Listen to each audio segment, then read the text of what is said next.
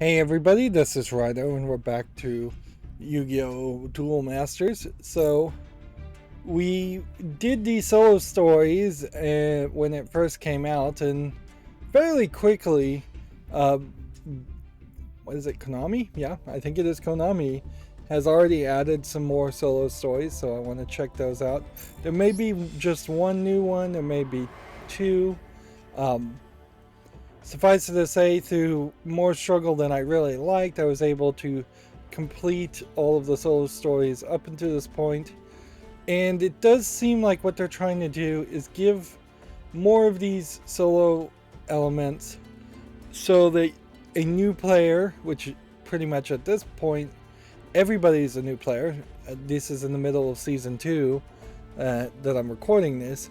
So it gives basically all the new players some basic starter decks to pick from, and having potentially a way to earn quite a few starter decks. How many actually did it actually boil down to? Let's see. Attempt 1, obviously, I made by myself, and you start the game given a choice of 3 starter decks. And then Rage of Cypher, I bought, and this Zodiac Tri Brigade is someone I'm trying to build, but I don't have enough decks. The rest of these, I think, were pretty much given to me. Maybe 2 of these were bought in the shop. So, yeah.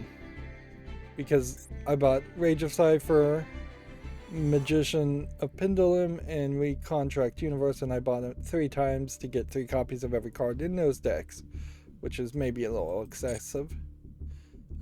I am still iffy about recovering 5,000 gems to whenever there is a new expansion and a new set of cards, because I'd like to get like 50 packs and use 5,000 gems, but I'm not sure there's always going to be an easy way to do that. But yeah, you very easily, if you didn't do the solo modes, would just have one starter deck, and that would be about as much as you could have without spending real world money, because you wouldn't, without solo mode, really be able to get a bunch of the unlimited rewards to get more in-game currency to open packs or anything like that. So we have Enforcers of Justice being added. They also have SP Deck Challenge, which I assume is just solo play deck challenge, and it does something very different. Instead of telling a story here, and that's going to mean basically there's not the greatest of reason to even show off doing this, because I could just do this as I get daily quests. There's no narrative here, or at the very least the narrative is kind of weird because it seems to be like they are echoing the people that Yugi in the Yu-Gi-Oh! Anime fought, because here you have Perfectly Ultimate Great Moth and Parasite Paranoid, and then you have for Kairushin Torrential Tribute. I don't really recognize those, but then Barrel Dragon, and then Harpy, a Chandler, and then Toon Kingdom. So that feels like that is somewhat echoing the events of the first season of the Yu-Gi-Oh! Cartoon, in which you end up fighting Pegasus. And then you start to, from Toon Kingdom, you start to have like Destiny board, and then the Winged Dragon of Ra, and that's like closer to later systems, later series of memorable events of Yu-Gi-Oh! The first Yu-Gi-Oh! Cartoon. I don't think Dark Spellion, though, is outside of the first cartoon series either. Also, these duels give you really good decks and mostly focus around polymerization, and polymerization was supposed to be the only way you could get something out of your extras deck originally, and now it is basically never even used. So suffice it to say, that is a very different experience compared to the other solo experiences. But because you get daily quests that want you to play solo play, it makes a lot of sense to just leave that behind. Let's do Enforcers of Justice, though. This, I assume, is going to stay in a more traditional level. That being said, much like the previous solo mode, it looks like there's a decent amount of duels here. And in the previous single player expansion, it was actually quite a hassle to get victories on these later duels, particularly with the loner decks I was given, whereas using my Exodia deck, it is just a time waster, because eventually the Exodia deck will win. It just has to lose like 50 or 60 times first, so it's hardly a very good deck. But we are getting a scenario and actual story. These stories are interesting in that they talk about the cards, sword in hand, clad in armor, body adorned in robes. I guess I have to click forward. We still are also getting the weird dots up here. I have no idea why Yu-Gi-Oh! Master Duel does that. I can only assume it is literally just bad programming on Konami's part. Some like incredibly bad programming. Unless it is some kind of weird copyright detection pattern that I've never heard of. I just finished Shadowverse's solo story mode, and in comparison, Shadowverse's solo story mode is way too long and way too convoluted, with way too many characters and way too many elements and way too many different universes and timelines start coming into it at the point where I stopped doing the solo mode. And all of the single player story mode in Shadowverse has basically no connection to the actual game you're playing, as far as a collectible card game. And there is a danger, certainly, of these solo modes doing that also, and that's why they keep these scenarios short and tight. Like, Shadowverse was effectively a 30-hour visual novel being crammed into a collectible card game. These scenarios are barely 3 sentences. All shine brightly like platinum, the heroic platoon's display of power. They're known as the Lightsworn. From whence did they come, and for what do they fight? The wishes of those praying for peace, the cries of the suffering under tyranny, innocent tears of the children. See, really, it's barely much more flavor text than you would see on a card, and it probably is the exact same flavor text that would be on the back of a Lightsworn expansion pack of real-world cards. They appear suddenly, an army of light breaking through the barrier of space and time.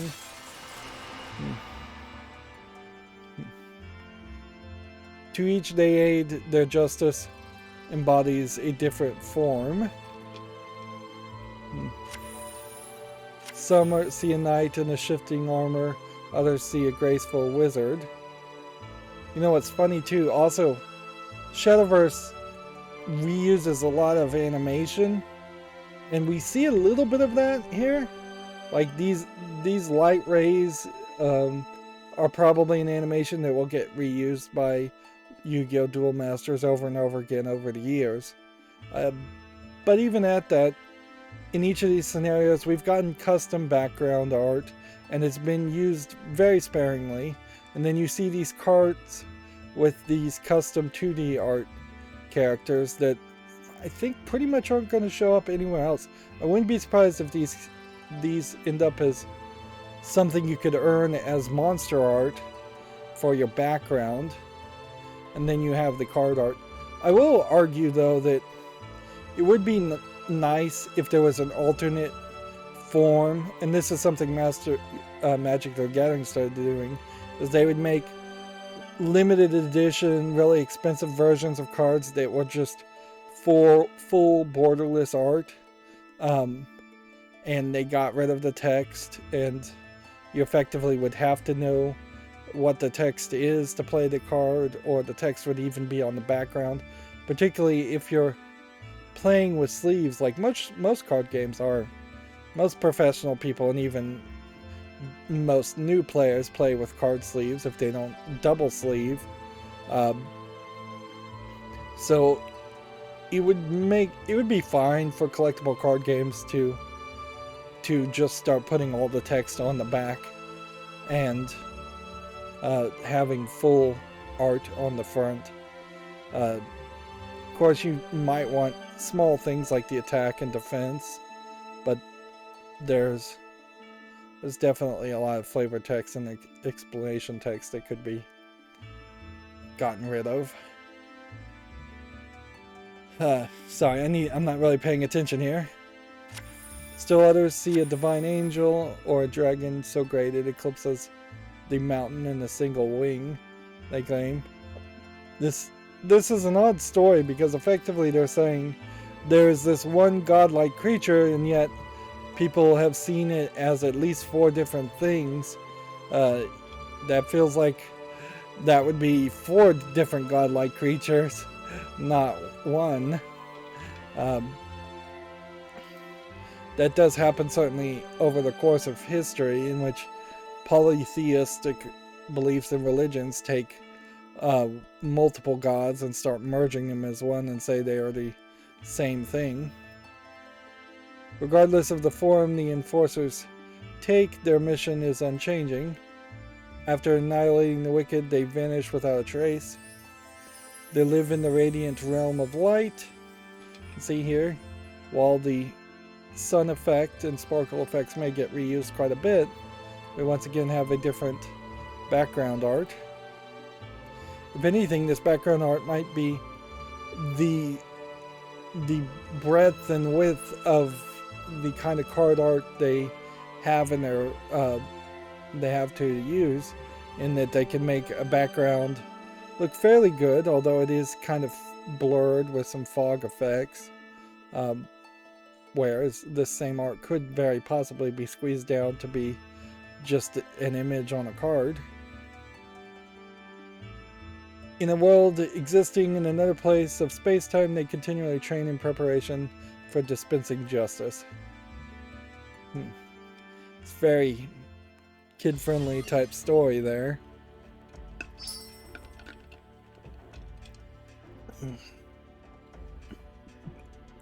And we've got a new card because of that. And then they use that card background art as the background. I will also say, compared to Shadowverse's way of telling a solo scenario or story, I love how obviously linear these paths are. Instead of it, in Shadowverse just kind of jumps all around in a pretty bad interface that they've not improved upon. And you could probably improve upon this interface a little bit, but it works. It probably doesn't work as well as you would hope for a cell phone, though. Let's do this practice. Yeah, I suppose this is the one sequence you see the most, and it happens so briefly, it's easily forgotten.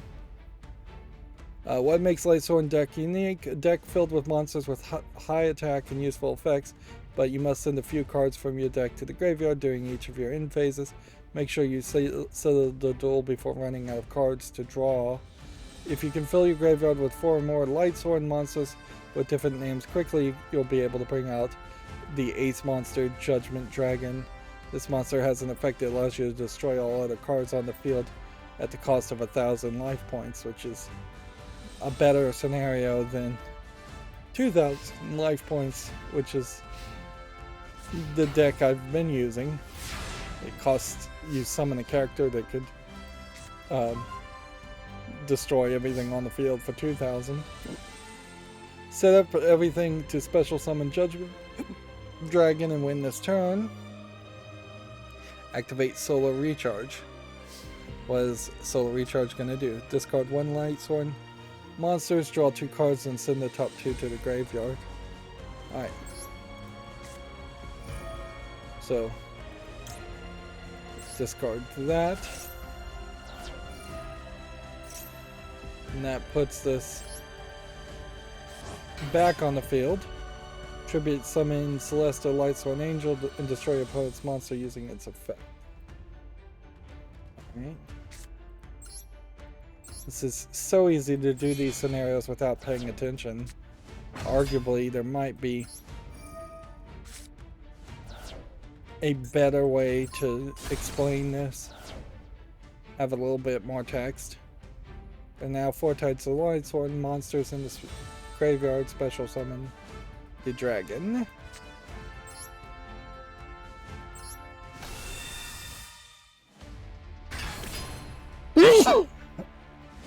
Attack your life points directly, don't special summon anything, even though you can. And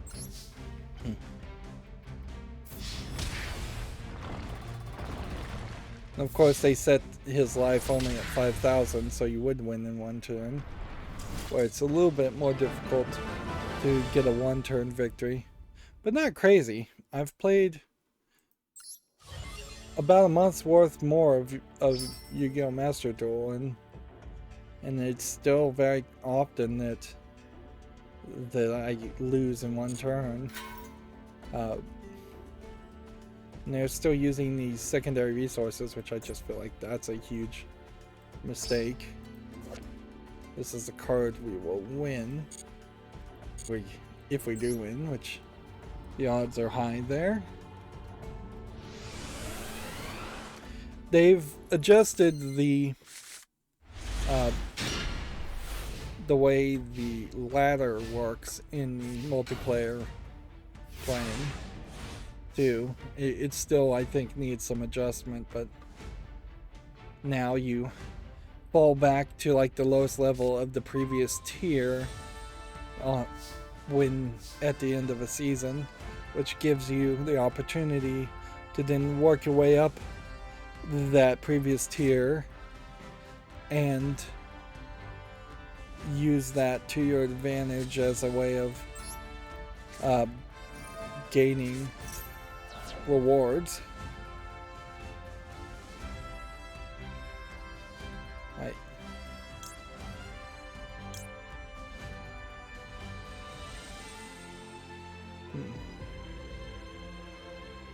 That one we don't want to take. Take this one, I guess. I feel like they've kind of left me just figuring out what to do.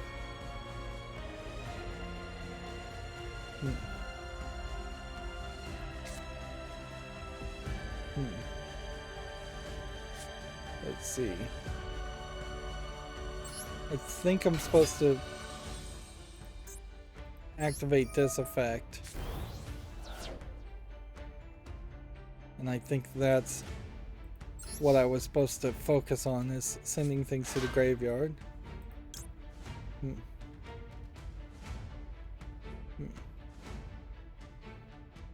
You can send this card from your hand to graveyard.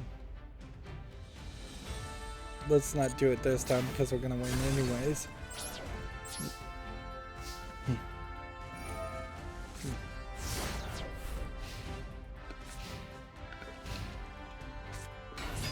I think I need the dragon, though.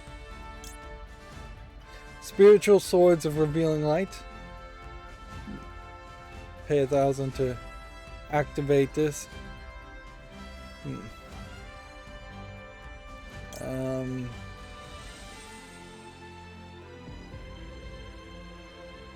Yeah, let's do this, I guess.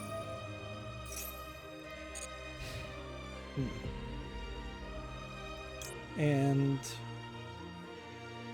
go ahead and do this since he's ending his turn. Then special summon that to the field.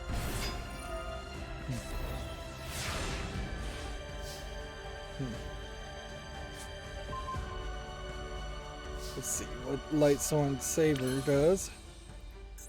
Let's see what we could special summon here. Not much of anything.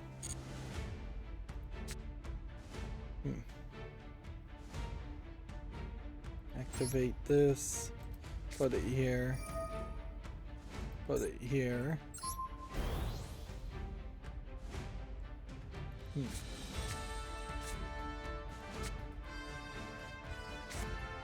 Let's just, I guess, go ahead and summon that. And go ahead and activate this effect.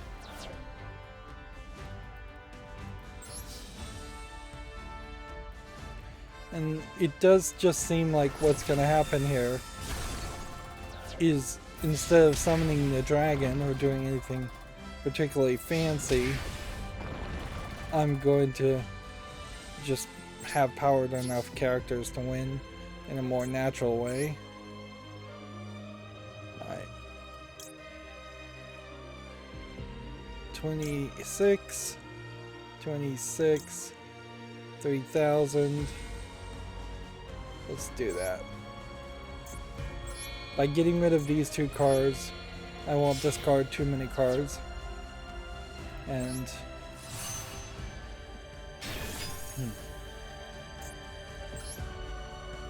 yeah, that should save us losing too many cards. Because he has like 31 at the moment, and I'm down to 17. May actually be losing more cards.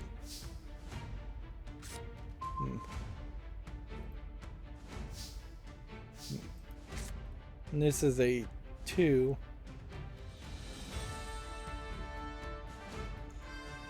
Two-star card.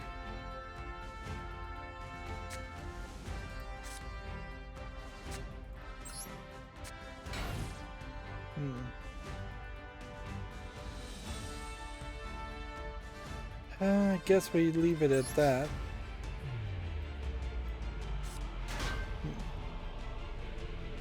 What does this do?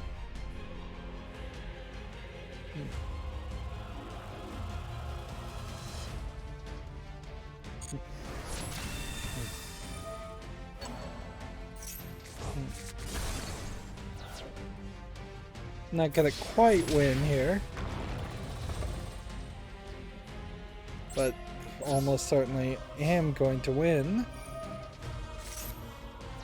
They may have learned their lesson and are going to try and keep future single player modes fairly simple. Like, they really shouldn't be that hard, because that's just going to waste people's time playing the solo player mode when they need as much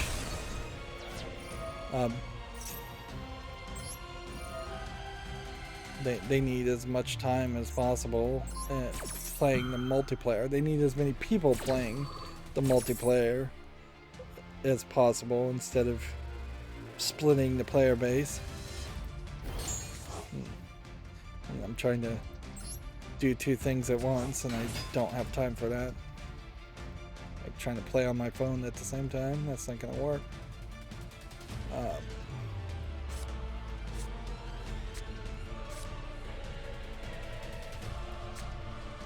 I'm just gonna leave everything here, move over to the final battle mode. I don't think you get any bonus for exactly the right amount, but I'm not sure you get any bonus playing solo play mode anyways. In the multiplayer mode you get rewards and experience for doing over 4,000. And see, this certainly would be the point where it starts to get a little bit more difficult. And I'd be very shocked if I couldn't unlock gates. But these will be the real ones. Unfortunately, I'm not expecting too much as far as getting these done with my own decks. And it's not particularly fun to show off, or it's not particularly even helpful or informative to show off that I've gotten these random cards to make an Exodia deck and sometimes, on rare occasion, that deck wins. The Zodiac Tri-Brigade deck is the deck that is suggested as far as a top tier playable card or playable deck, but I don't have all the cards needed, nor do I have enough crafting points to get the cards I need, and probably won't have what I need until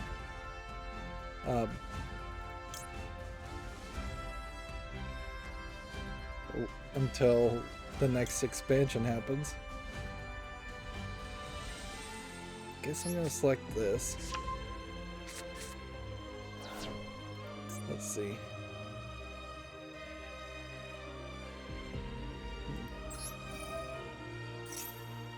And then do this.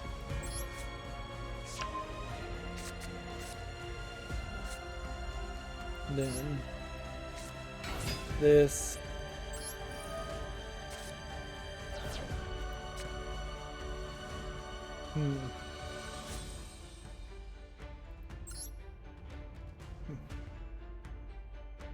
I guess we tribute that.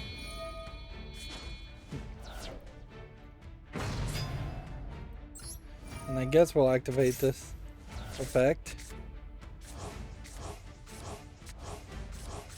Cool. Let's see what this does. Not really reading what these cards do.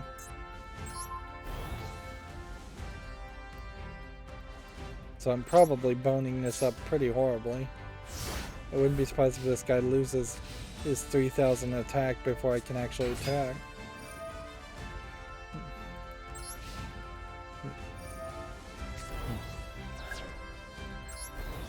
Yep. That is exactly what just happened.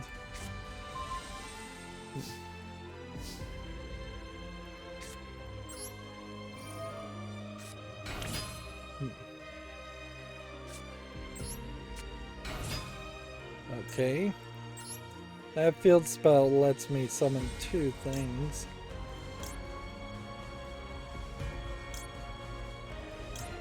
I guess we'll summon this.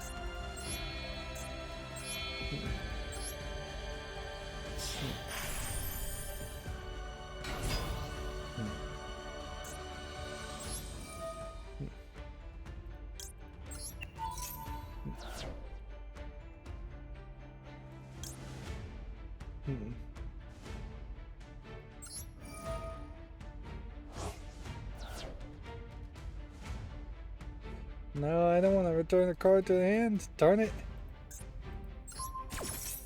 And that is why you read the cards.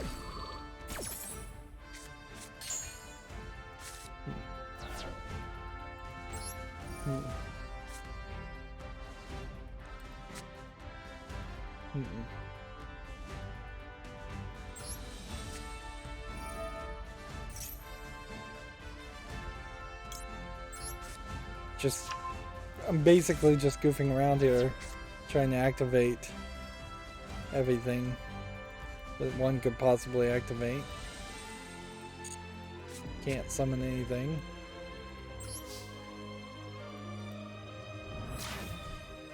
And on a certain level, it would make sense to just activate everything and learn what the cards do, but the problem is Yu-Gi-Oh! Has 10,000 cards, so if you did remember what this card did, you would, I think, fairly quickly forget it as you learn what the next card does.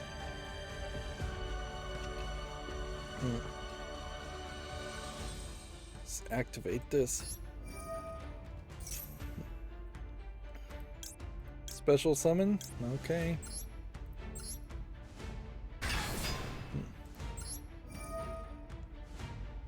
And destroy.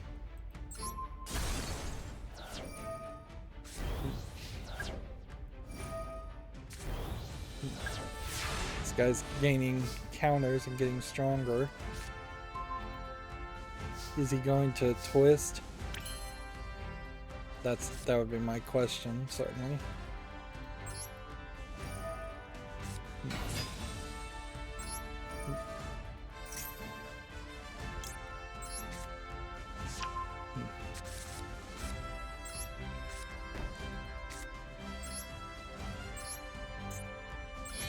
Trying to move very quickly.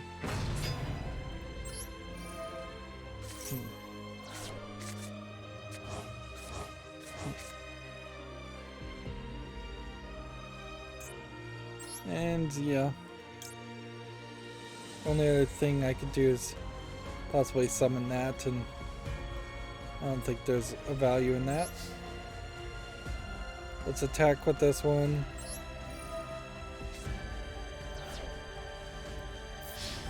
And sure, direct attack with that.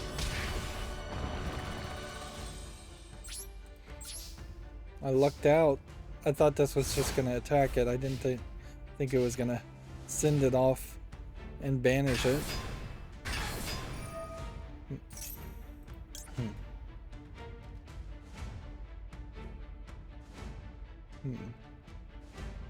When your opponent activates a card or effect, we can negate it by returning something here.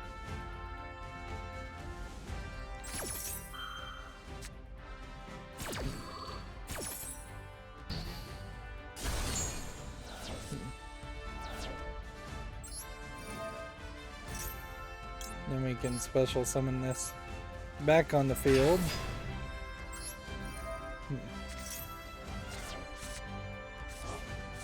Moving his cards around. Probably only helping him, really.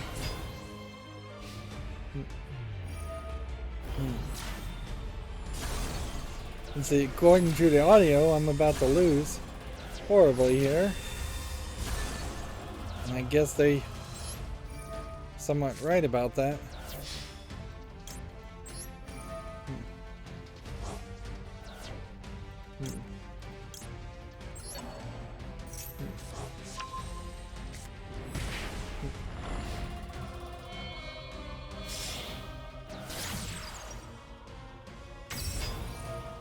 Yep. This really is a case, once again, of me snatching defeat from the jaws of victory. Like, it's kind of obvious that if I read the cards a little bit better, knew the cards a little bit better, I wouldn't have left so many opportunities for the opponents to set themselves up for victory like this. Might be able to turn this back around. Let's see if this lets me summon something.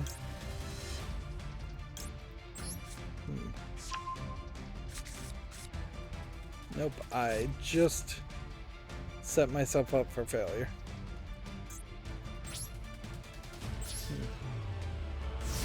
Unless there's something magical I can activate here.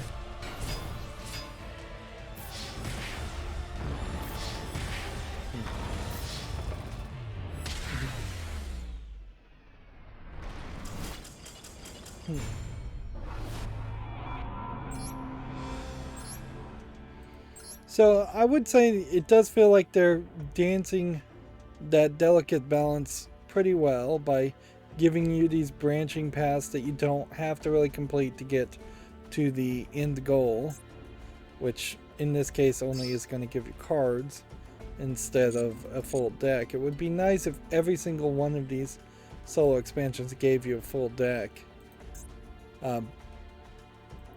So that this is going to leave me a couple more things that I can work on.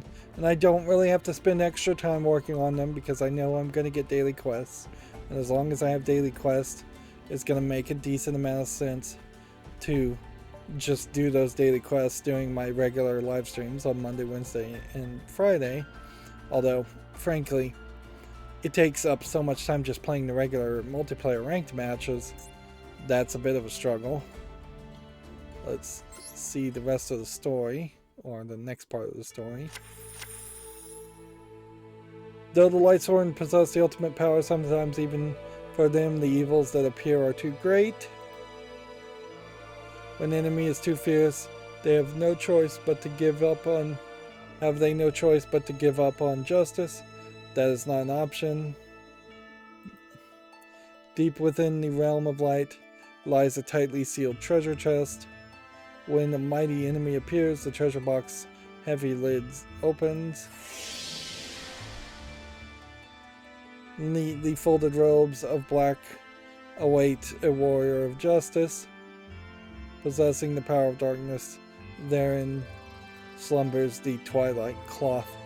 So all these light-sworn good characters, if they have to all of a sudden start wearing twilight cloth, which is apparently dark power. When adorned by a Lightsworn, here you have completely new character art and new cards. The Warriors of Justice is imbued with both the powers of light and darkness. They who wear the Twilight Cloth show no mercy to the forces of evil. Joining forces with the Black Punishment Dragon, those warriors will not relent in their onslaught until all wickedness is vanished from the world.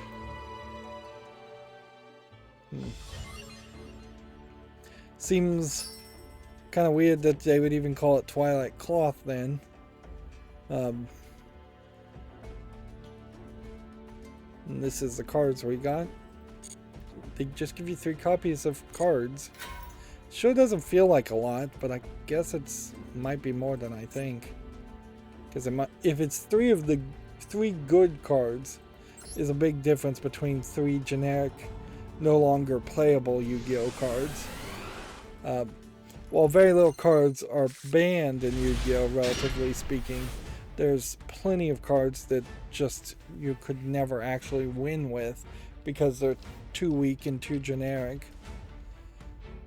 What makes Twilight Sworn deck unique? Twilight Sworn monsters have effects that send cards from the deck to the graveyard whenever a Lightsworn monster effect is activated.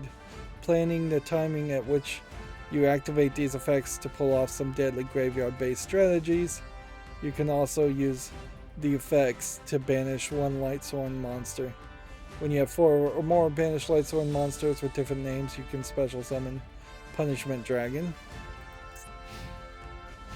I did see a collectible card game, a very minor collectible card game, I don't even remember the name, where each of the characters' colors related to a part on the field very directly. So a light character, for instance, was all about drawing from the deck, where dark would have been all about the graveyard. And then there was like red, yellow, earth, fire, air, and water that affected other parts of the field also. It was an interesting idea, but probably doesn't give enough variety for many years of an active fan base on those types of card games. I don't stray too far from the standard way you would expect to see a collectible card game. I expect to see a monster field, possibly a spell trap field, although Hearthstone didn't even really have that. I expect to see a hand, a deck you draw from, probably an extra deck, and a graveyard. If these elements were extremely different or missing, it would feel like a very different type of game that would be hard to compare to other collectible card games. But arguably there is a theoretical game out there that is a collectible card game that plays completely differently. I've just not seen anyone become popular, and you need that player base. Or at least you used to before you could make digital collectible card games. Now, you only need a small player base. Anyways, back to the game. To set up everything to special summon Punishment Dragon and win this turn, first normal summon Rico, Twilight Sworn Fighter, and activate its effect.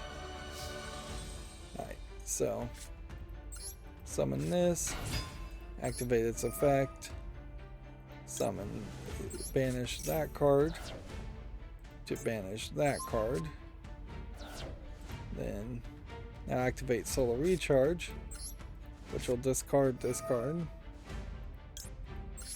to draw 2 more, which then summons it anyways.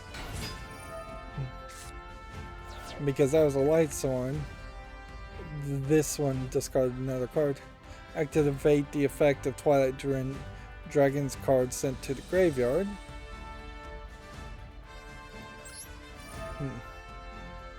Which lets Punishment Dragon be summoned to your hand.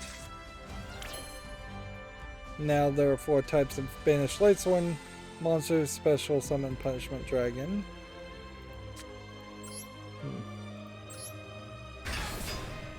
That should be enough.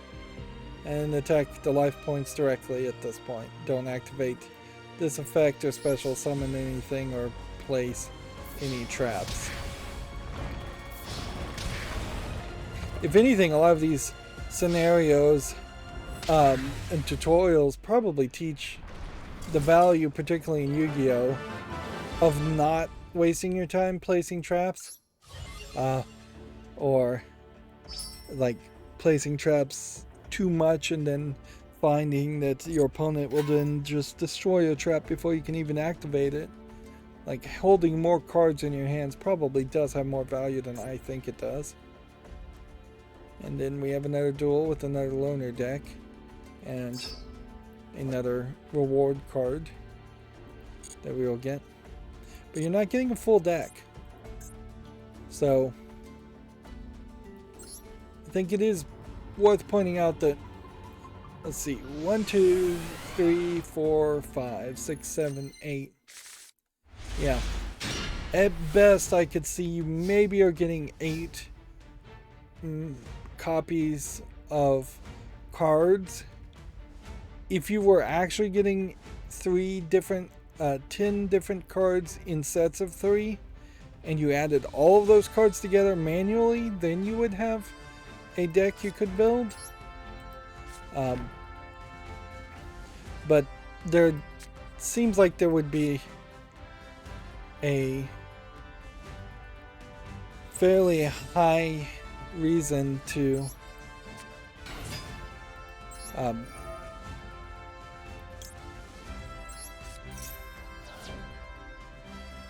I guess you banish this. Yep. It feels like there would be a very good reason to have something like a deck recipe handed to you at the beginning of a scenario. If the idea was, by completing all the duels and challenges in this scenario, you will have all the cards necessary for that deck recipe.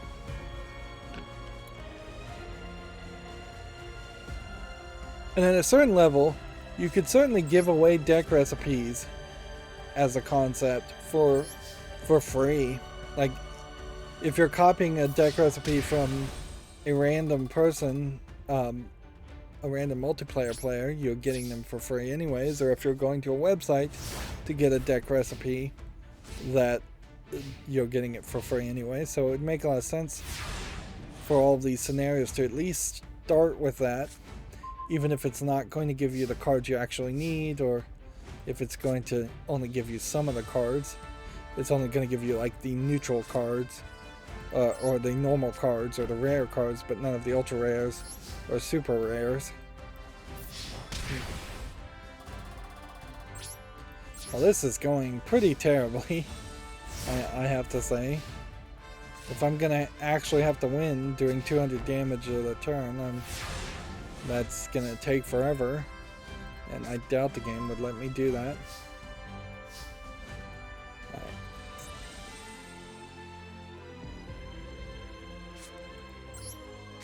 I'm gonna try this again.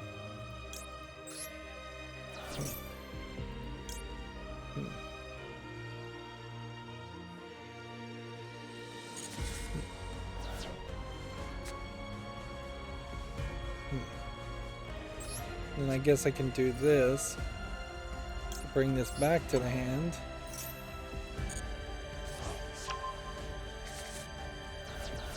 And then activate this again. To banish it again?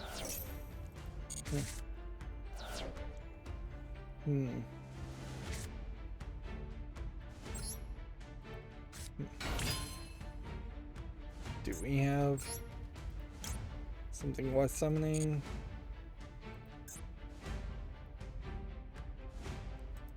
I think we do.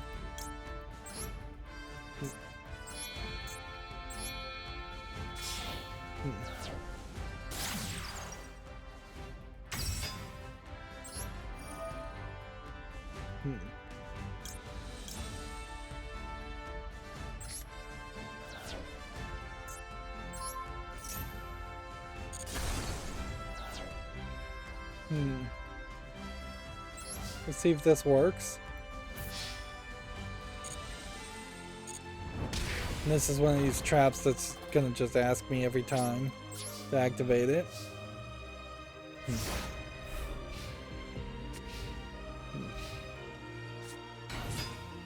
Feel like I'm definitely taking the first couple steps to understanding these style of cards. And it is nice that Yu-Gi-Oh! Kind of has these style of cards. Almost every card game, when they come out with a new expansion, does go in that route where there's a new concept and a significant portion of an expansion is around that new concept. And there have been clearly a lot of expansions in Yu-Gi-Oh! So that's what these scenarios are all about, is that at some point I assume there was an actual expansion.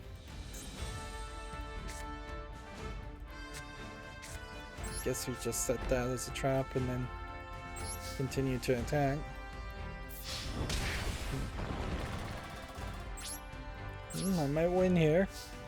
I hope I win here. There's no reason to waste time.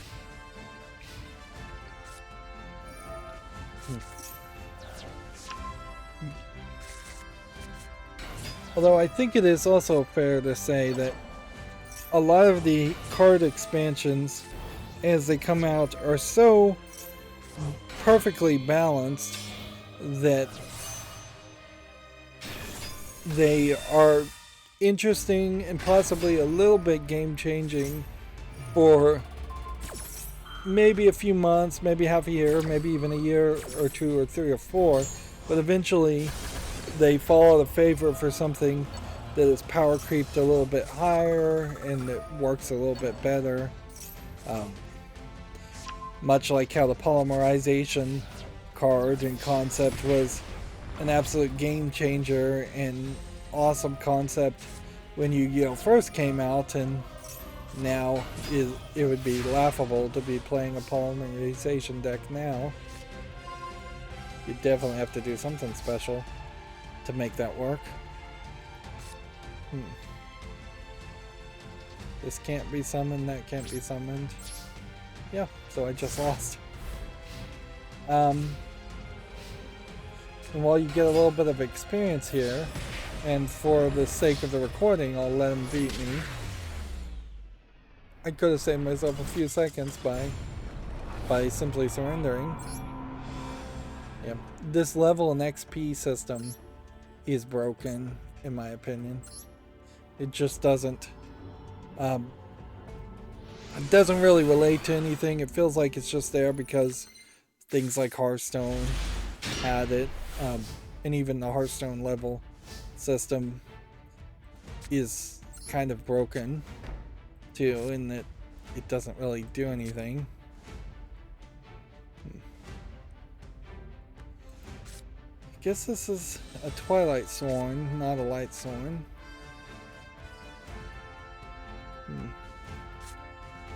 So I'm just going to start with this.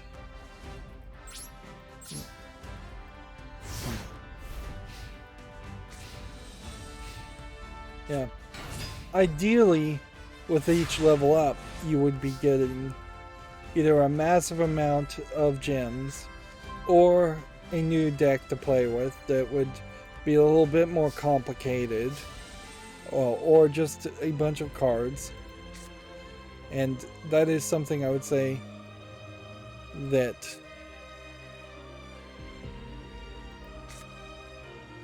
guess this is technically a Lightsworn card.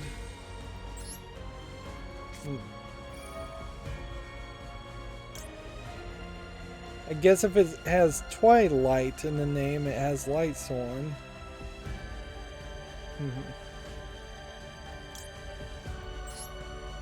Yeah.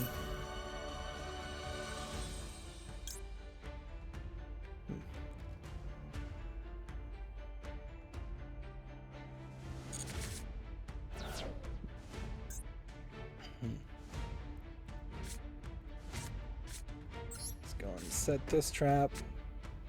Summon this. This special summon. I don't know if there's a real value in doing this, but I'm gonna do it anyways.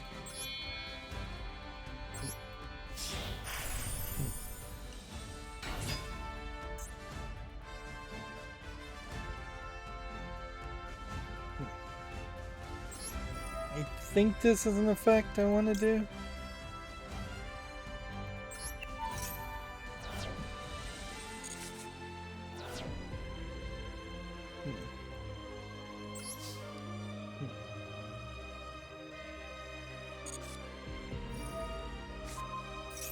Yeah.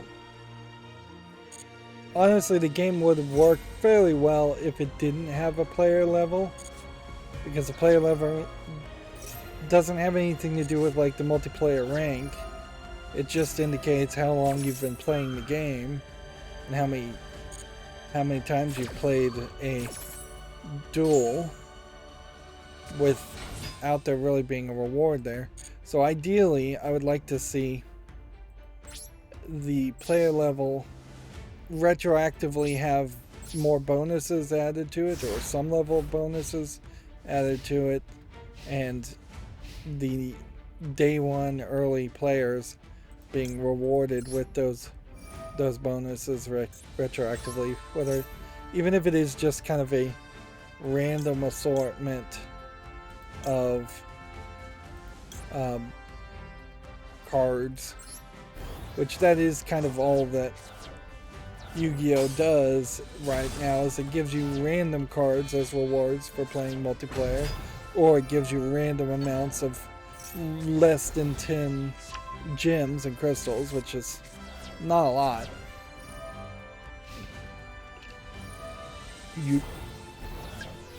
You're gonna have to play at least, I would say, 10 games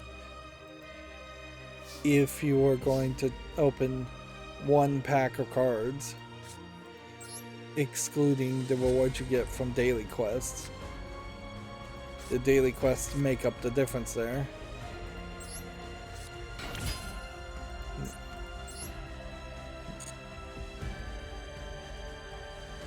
Alright.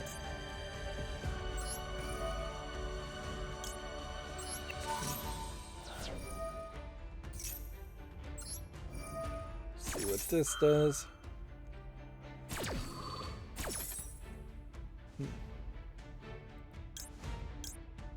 Special summon that face up. Special summon that face up.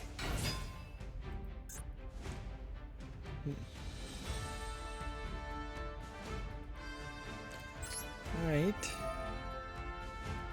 Banish 2 cards here, so we can get rid of this, and then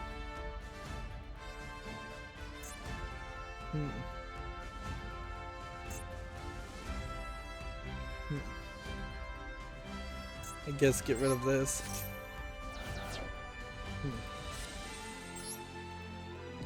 Now we've got Punishment Dragon being special summoned. Pay 1,000 life points, shuffle into the decks all cards in the graveyard or face up. Banish cards except Lightsworn monsters.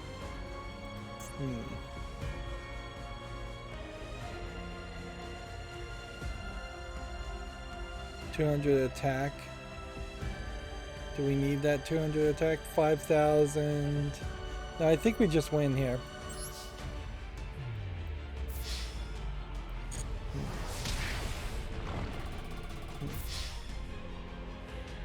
It's just going to ask me to activate that effect, but for safety's sake, I'm not going to do it.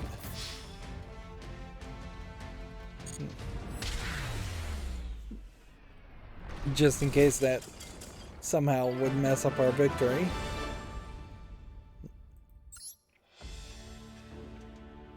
Yeah, not too hard. Whereas this is going to be the harder stuff. And again, it would be really ridiculous if I couldn't afford to unlock this gate. So let's give it one chance here. Oh, you sometimes also get these legacy packs, but these legacy packs seem to give you 2 new cards, mostly normal cards, that you don't own already. It may actually not care if you own the cards already or not, and it just gives you 2 legacy cards. That is a possibility also, but those card packs are deceptive in the fact that I have, I believe, somewhere around 250 of them right now, which would give me about 500 cards out of 10,000. Like 500 legacy cards, most of which, again, not playable.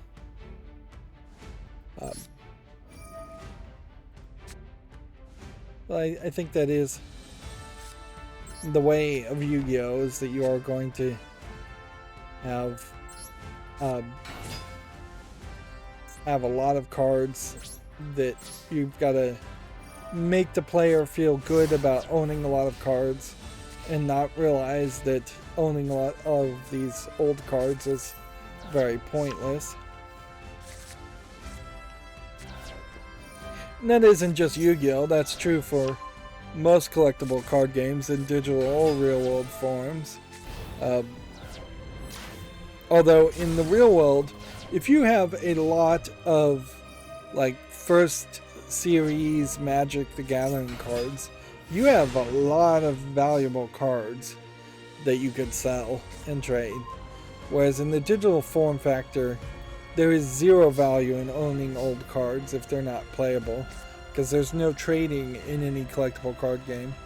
And the idea of trading cards might be interesting, but it would probably devolve into something like Counter-Strike Go's knife skins very quickly, and it would just be something you really wouldn't want to engage with or waste your time on. Something full of a lot of fraud and nonsense.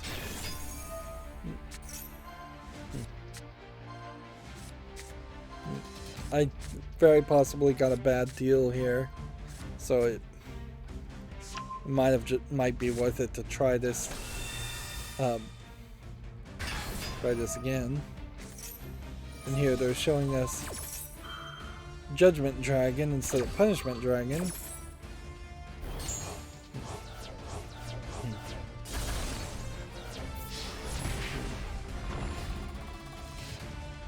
Yeah. Unless you can make this guy run out of cards, which maybe you can.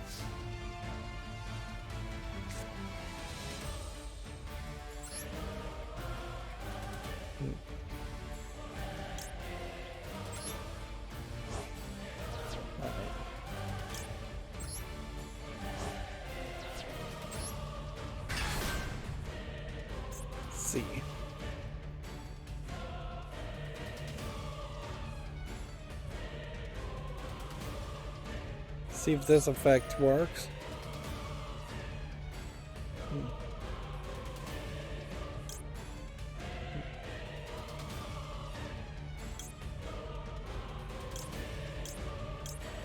let's steal one of his cards. Why not? And then while we're at it, we'll steal another card. And steal another card. And then we'll take this and stick it there.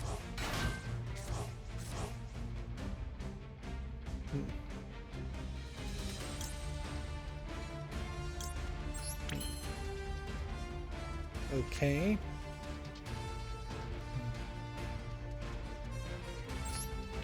I should have activated that first, but whatever. That brought him back to 10.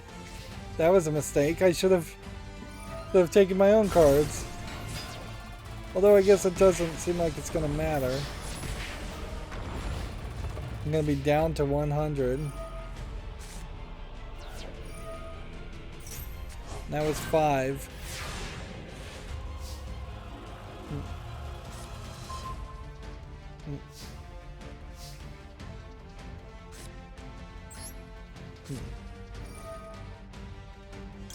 White. And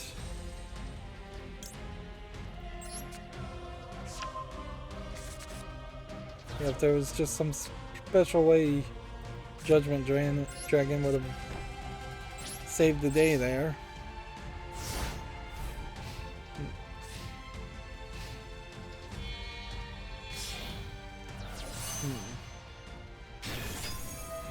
Unless he just stupidly does something that makes him discard a bunch of cards or not be able to attack this turn.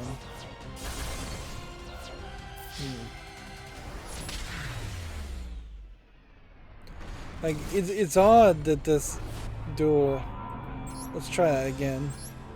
It's very odd that that duel was set up in such a way that he was about to run out of cards, if that's not the intended way.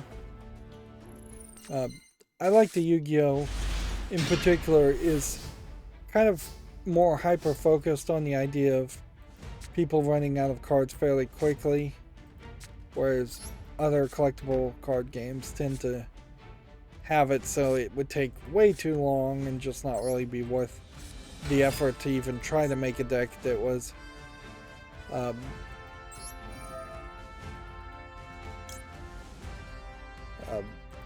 yeah. A lot of collectible cards are not, or CCGs are, that was stupid, are designed where you could never really deck your opponent.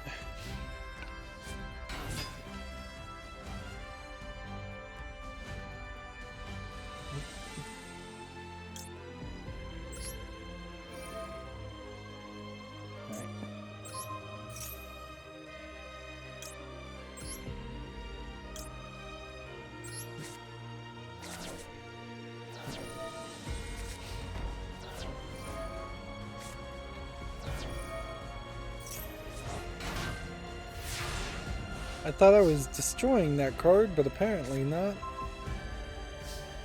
This card must have had some savior to it.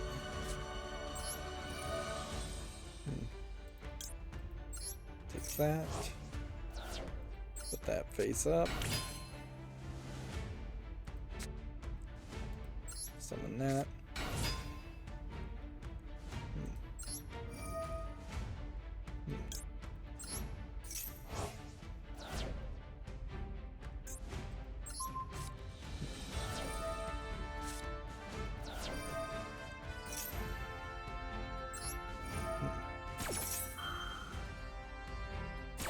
Continue to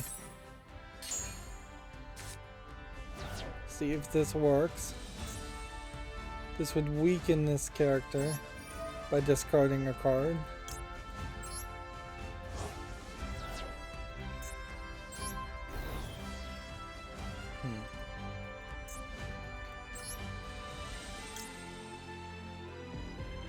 Two level 4 monsters. So we take, it would be those two. So let's not do that. Attack here. here, and here. He's at 30, I'm at 27.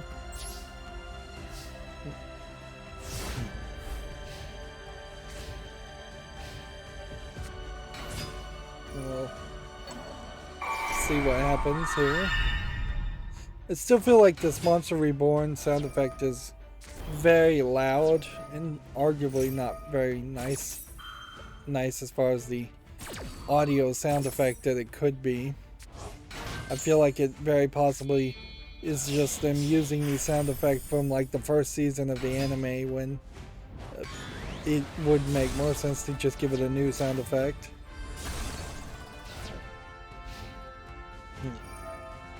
Because nothing else makes such a loud, piercing noise. Alright.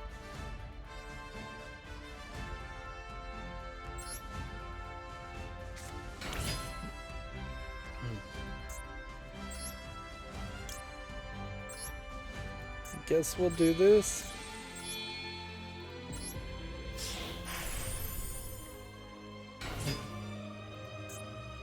Let's see.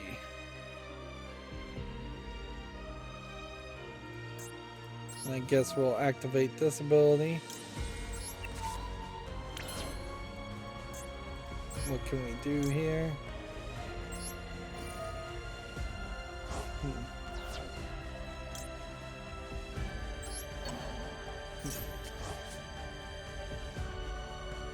I didn't feel like that accomplished too much.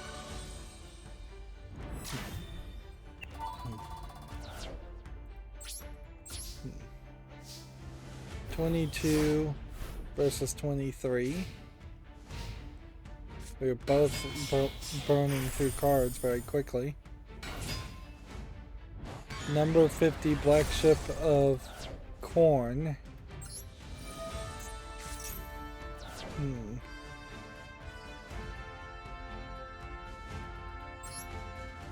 Let's see.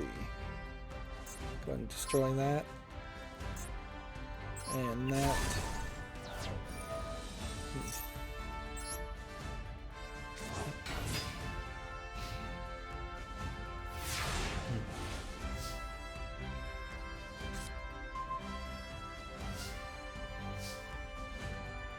Well, it seems like they're just gonna have to keep on hitting this until he runs out of cards that he can detach, which finally happened.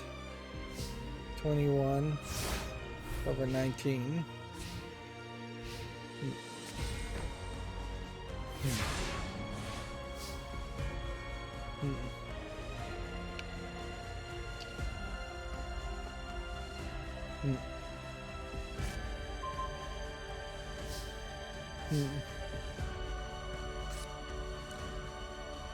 And then Black Luster Soldier. Feels like that would be nice to summon. Okay, so we'll select that one. And then we'll select that one.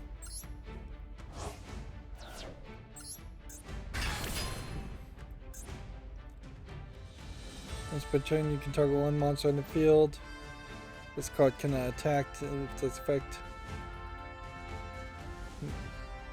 Can also attack twice in a row. So let's see. Direct attack. And attack.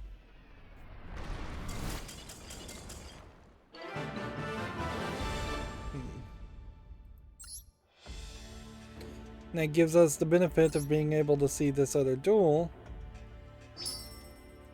which makes an argument to jump back and see if we can win this duel. Of course, this is just going to reward us with a little icon, which are useless, or some card packs. I'm not reading what these really say. There's probably some good hints of text there, but for most players, including me, I imagine you'll just start the duel and figure it out for yourself instead of spending the 2 minutes it would take you to actually read the description. And I have noticed it feels like there's at least two different types of decks that you end up playing against in each of these duels. So half the time you'll see somebody do one strategy, and in the other half of the time you'll see them do the other strategy. That makes a lot of sense. It's kind of a great idea, honestly, because then you're not trapping the player into a scenario where they have to win against a bunch of really difficult scenarios and strategies that, jeez, how many do I have to banish? Can I just click cancel?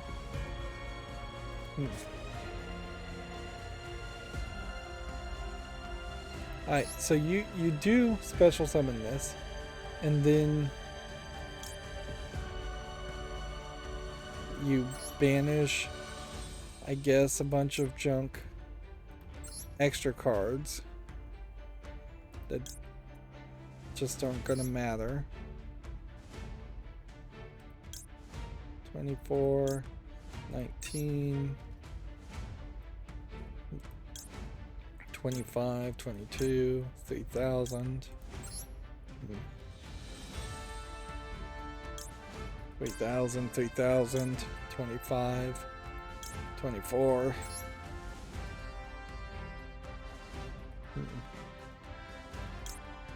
25.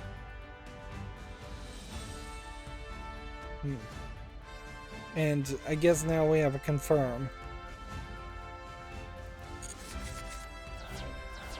I very possibly banished more cards than needed. I banished 7.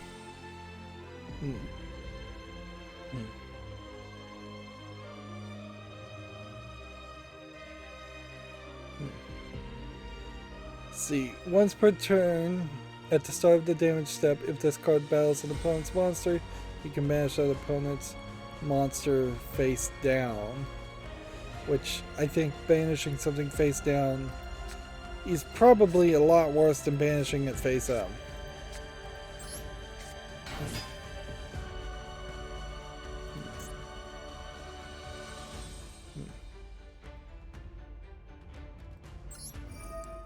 And the number of banished cards.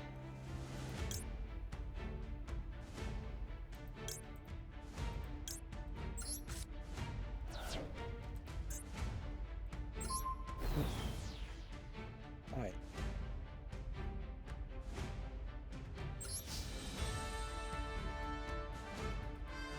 So you attack this, and then that builds it up.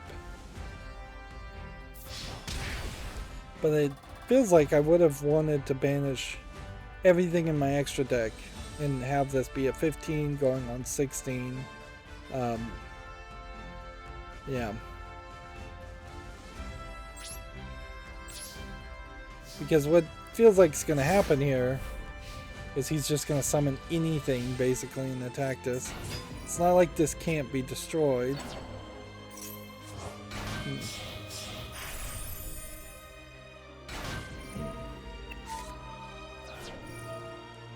And you have to start with banishing 5 things, so it's not like you could get this on the field by banishing one thing and then using its effect to slowly grow it.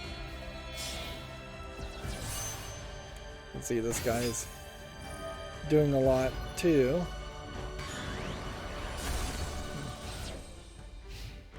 Everything has been turned into a zombie monster.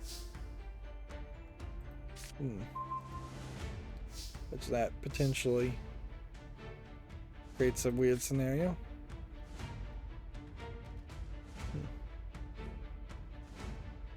Pot of Desires. Banish a bunch of cards.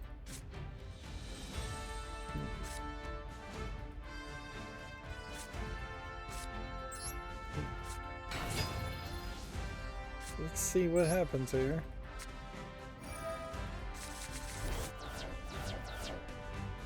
Well, all of a sudden that becomes much more doable.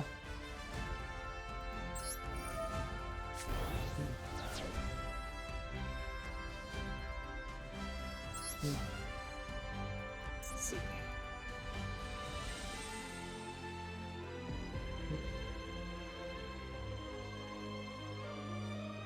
Banish a monster.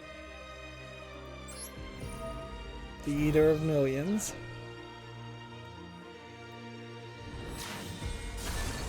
Destroy that card. Which then destroyed that card. Which really ruined that strategy, which feels like that was the main strategy here.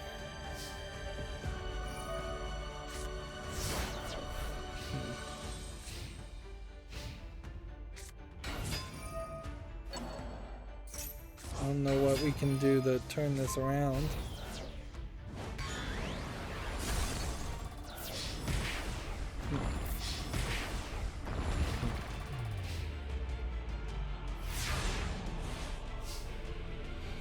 Yeah, theoretically, if I was going to try and show off every single style of decks you play against, I'd have to show a lot of gameplays.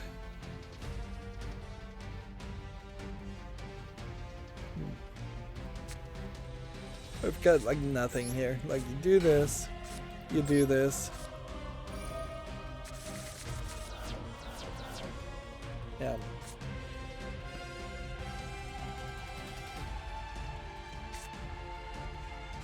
We can set this.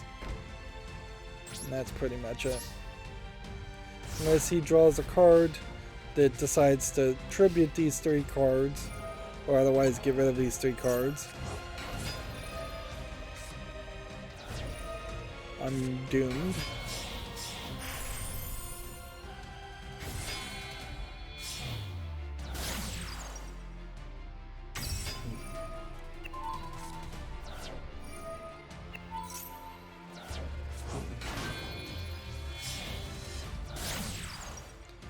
Well, certainly is doing a lot. But he has at least 26 attack at the moment.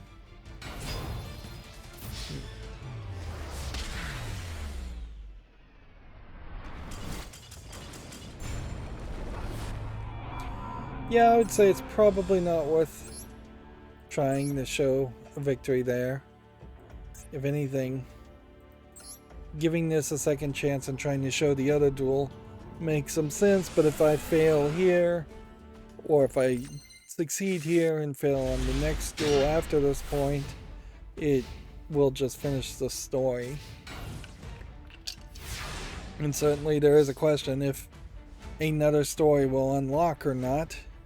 There might be another story that isn't visible, but I would also not be surprised if there isn't that.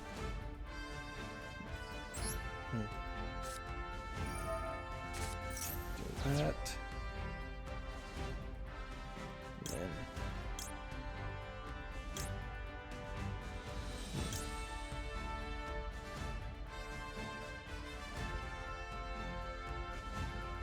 this is the one we would want sent to the graveyard.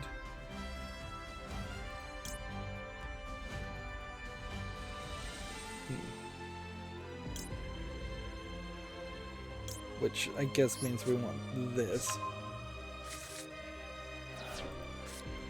I think that means we want that on the field.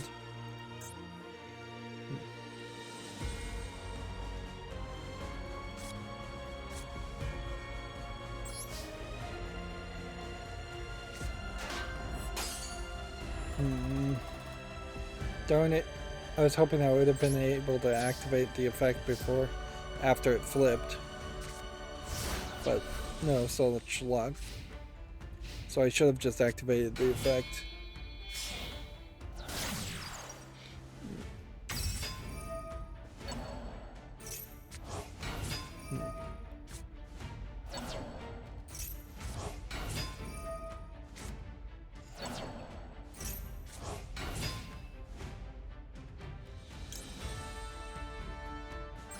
I guess we'll activate that effect.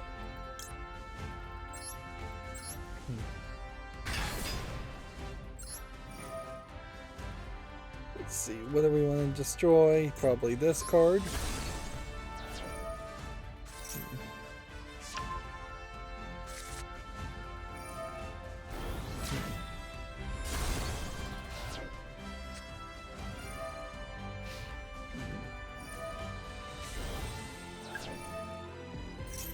Guys are gaining attack quickly here.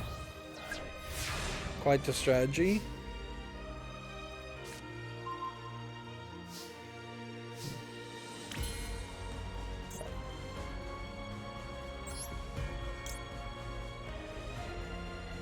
Special summon one level dragon from your hand. We can do that. I guess we should do that.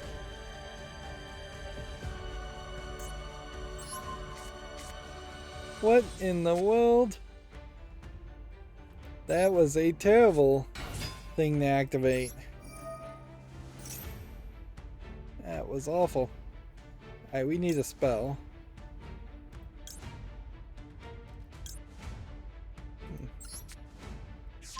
Need to hope that this spell works.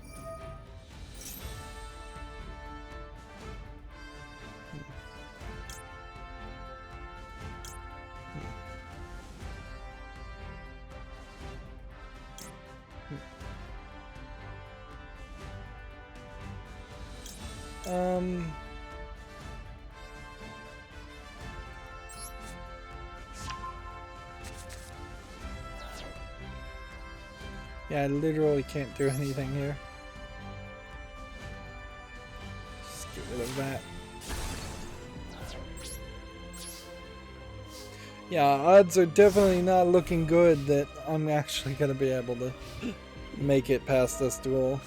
I will eventually, certainly, but it'll probably take a lot of attempts, and there's no real rewards, no big rewards for doing that, doing it quickly.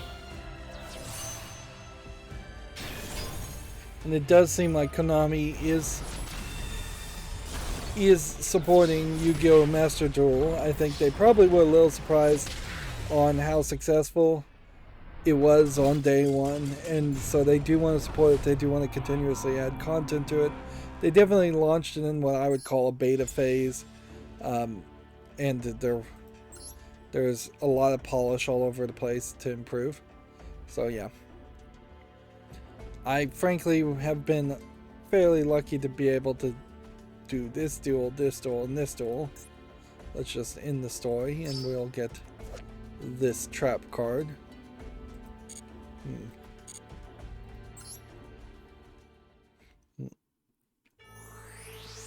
The Lightsworn cannot inhabit the world for long.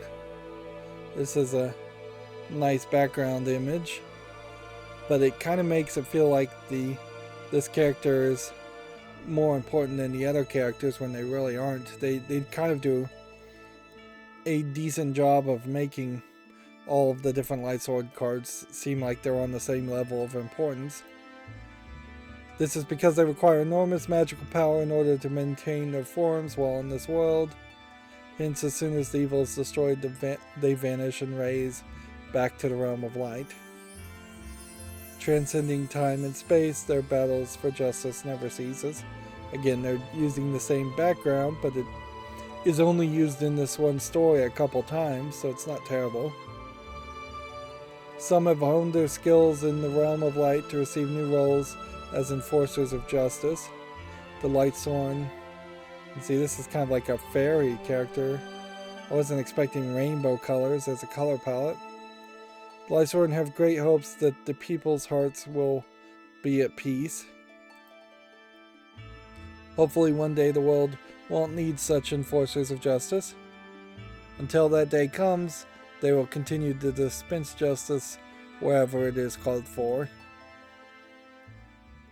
And they're using the phrase justice here in a very kind of simplistic, childlike manner, as if they 100% know what justice is to all people. Hey, I have found a new card pack And typically when you do find a new card pack, you get a free card pack, but you only seem to get that either the first time you found a card pack or when you find a card pack by actually crafting cards. So there's this weird system where you should craft the cards you want to craft.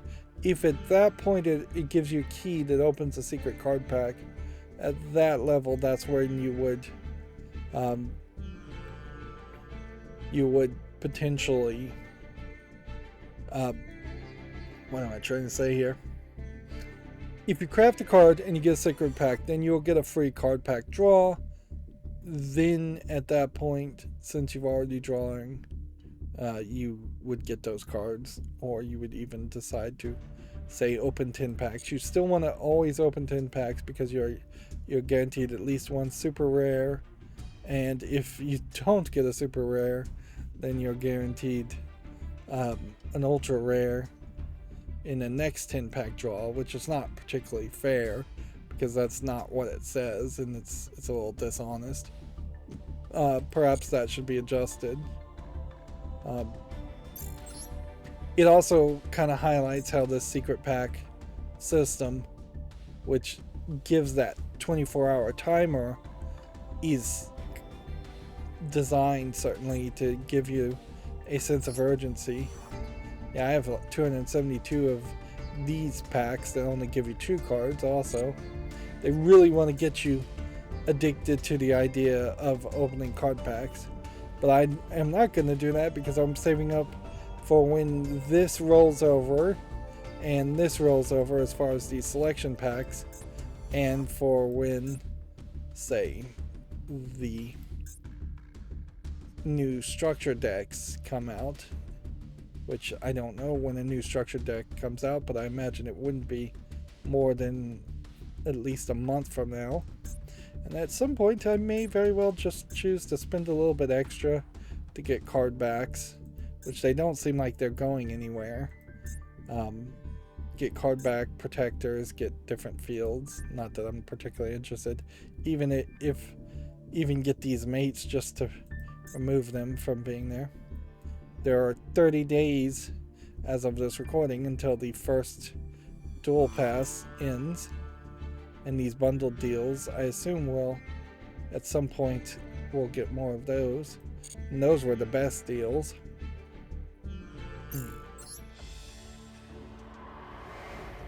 And yeah, that leaves no new solo player mode. So we can show this off, certainly. Each loner deck is different as far as these single player deck duels. And you're not getting any real instruction here.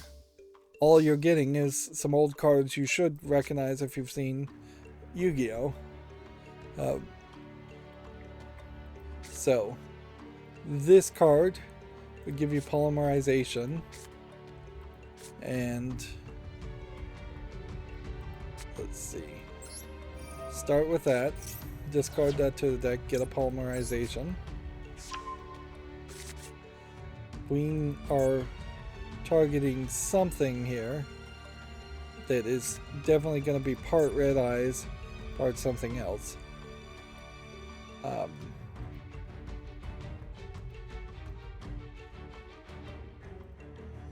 Time Wizard, Effect Monster, Red Eyes, and a Warrior Monster.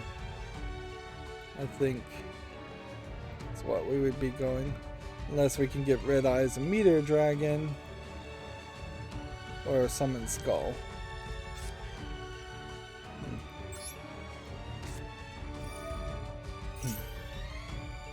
You can get Summon Skull or Meteor Dragon as our two options. Let's come back here. Which one attacks better? This is 3,500, and that's Meteor Dragon. And this is 3,200, so We will take Meteor Dragon.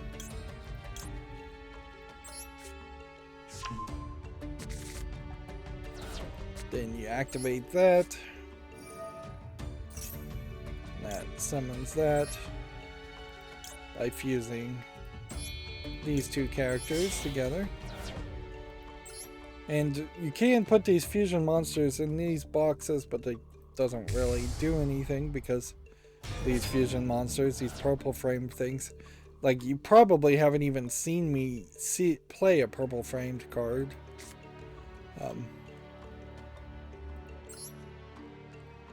Then we can just... This card is summon target one face-up monster your opponent controls. Oh, your opponent controls. Oops. I don't think there would be any reason to do that. Well, I certainly have played poorly with by playing this.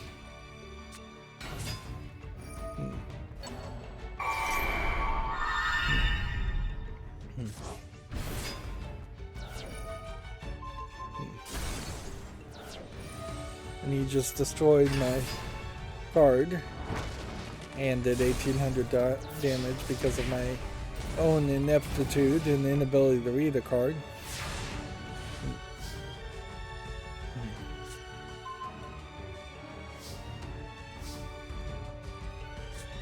But yeah, that wouldn't work.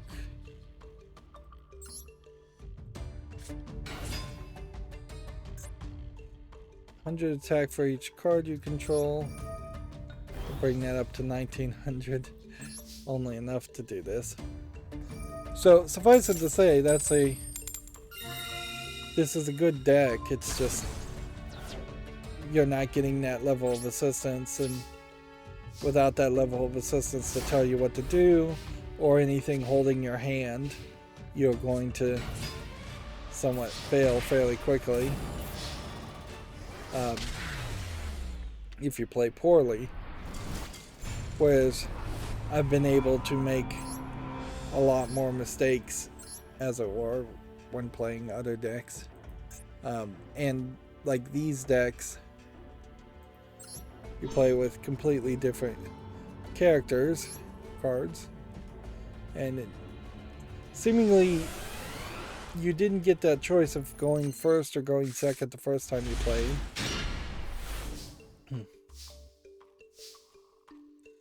So this is a completely different deck.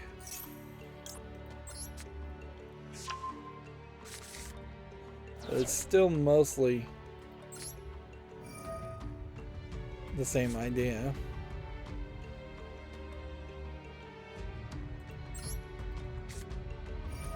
Trying to get Gaia the Fierce Knight on the field. Let's see. Do I have a Gaia? Yes, I do. If I reveal it,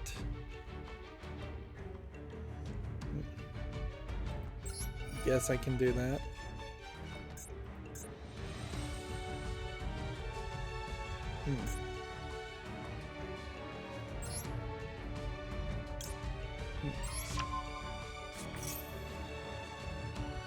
Alright.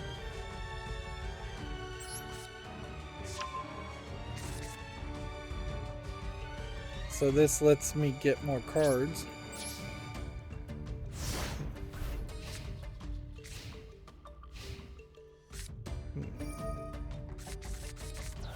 And you're playing against a deck that is more centered around countering this deck at least a little bit. So, it's perfectly ultimate Great Moth.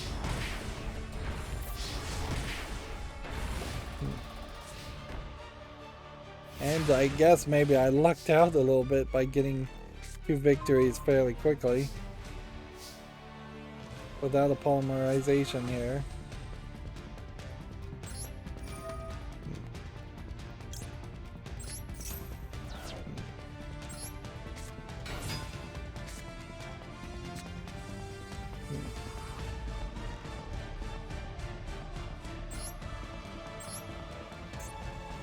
to just hope somehow this works.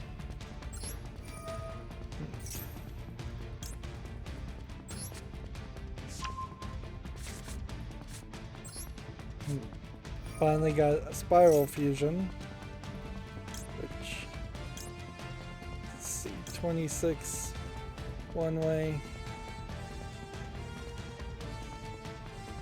It gives you spiral strike.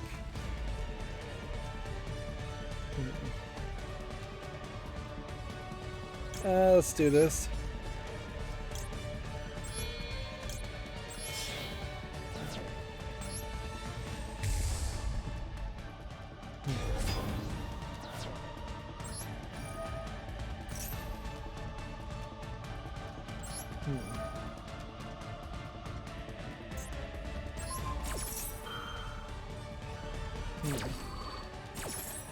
Please don't kill my guy.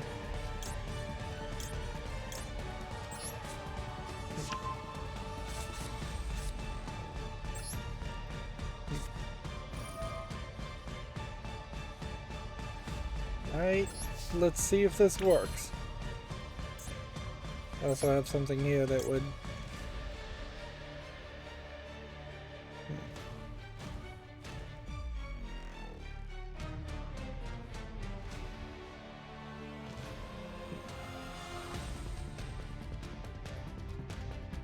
Let's not activate that.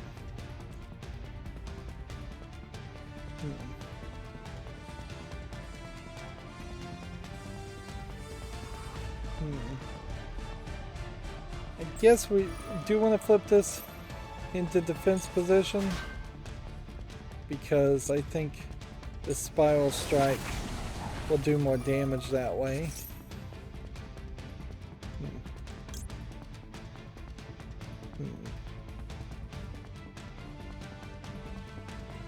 Interesting. I guess we'll get rid of Catapult Turtle.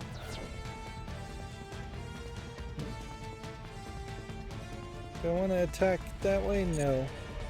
I don't think we do. Because this will do more damage.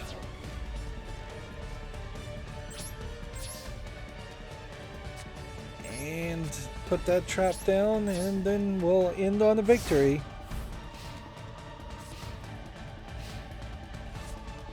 It is going to be slightly weird that every now and then I'll have to make another story mode episode as they add more story modes, but it's not a problem.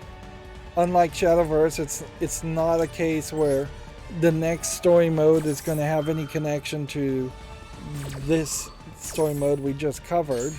So there's no to be continues or long running narratives that we have to remember. And it's not like it takes too much time. Like I've goofed around and turned this from what could have been slightly over an hour into an hour and 40-minute episode.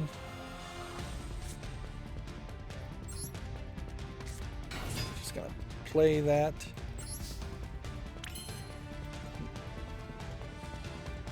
Yeah, we don't think I need to activate anything. Yeah, let's activate this effect though. And just destroy it.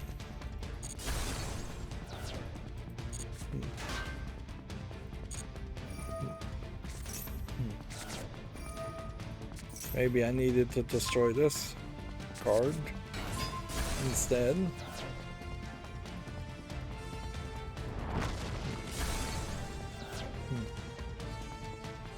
Oops.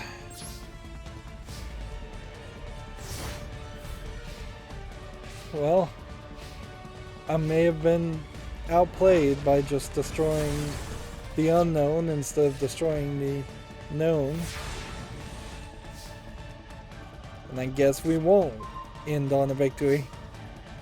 Which ironically I think is probably pretty appropriate too. For any collectible card game, it does happen certainly.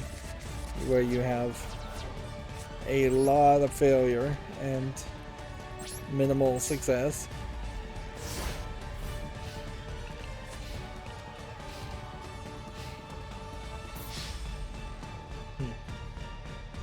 Unless this trap card can turn things around.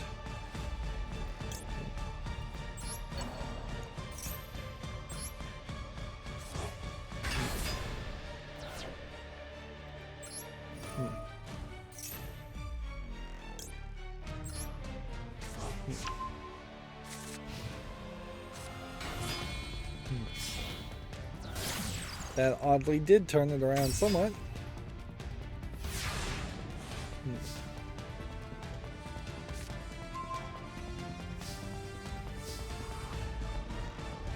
Okay. And then I think we would want to activate this.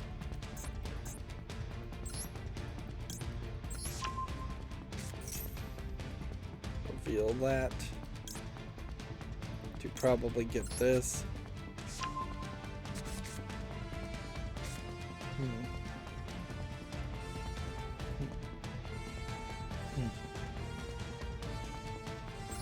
Let's see if we can activate that.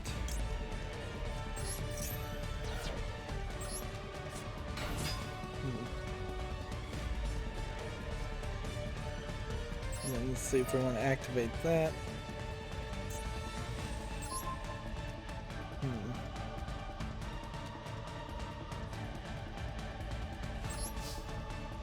Well, it should work. 1600 plus another 1600. It took longer, certainly, than I thought it was going to, but we did get to end on a victory. Of course, that really just gives you level and experience, which doesn't really give you anything. Like, the daily missions give you a reward every time you level up. A insignificantly small rewards. And I have no idea how many of these secret challenges actually exist. I have like 4 of them I'm working on. And plenty of these other unlimited missions just go on forever. It'll take months, if not years. So yeah. Getting from level 21 to 22 will give me 50 gems. A really insignificant amount. Whereas back here, this did give me a structured deck when I got to level 10. And I was getting like 100 gems. It certainly starts to dry up as far as your rewards. It becomes smaller and smaller rewards the more you play. It really is not a lot between 22 and level 50. And some of these other rewards really don't matter either. But you still, and this is the most annoying part, I would say, of Yu-Gi-Oh! That I've found so far. Every day you need to log in to get that 20 gems, or and every day you need to spectate on this spectate element. Was it Duel Live? For usually you get about 5, maybe 8 gems for spectating, but it's still totally worth it because gems are hard to come by. I've never seen the gift box give you anything. They are being very good about adding notifications. In between the time of the last solo story and this solo story, they had a weekend festival, which was poorly designed, I would say, because it was over the weekend and it really would have required you to play for at least a full day, it felt like, of gameplay. At least a full 8 hours of gameplay to get all the rewards, and I did it, but I definitely did not enjoy a festival being that short and the reward scheme being so incredibly long. And I think that was echoed in the fact that there was some fairly obvious large amounts of bots during the XYZ festival that were just cheating in favor of letting other people win and killing themselves by doing as much damage to themselves as fast as possible. Alright, well, that's going to be it for this recording. There's nothing else new to show. Every Monday, Wednesday, and Friday, I play ranked and talk about video game news. It's still been fairly difficult to do both of those things at the same time because Yu-Gi-Oh has that timer where if you don't play, you will just surrender and not get any experience or any rewards. So I'm still struggling with that, but I think I'll get better at that. You can see they do say new gates are coming as an announcement, so they expect that to continuously to be a focus for them as far as solo content. I still think I would enjoy a way to actually relive Yu-Gi-Oh! And there's a lot of different ways here.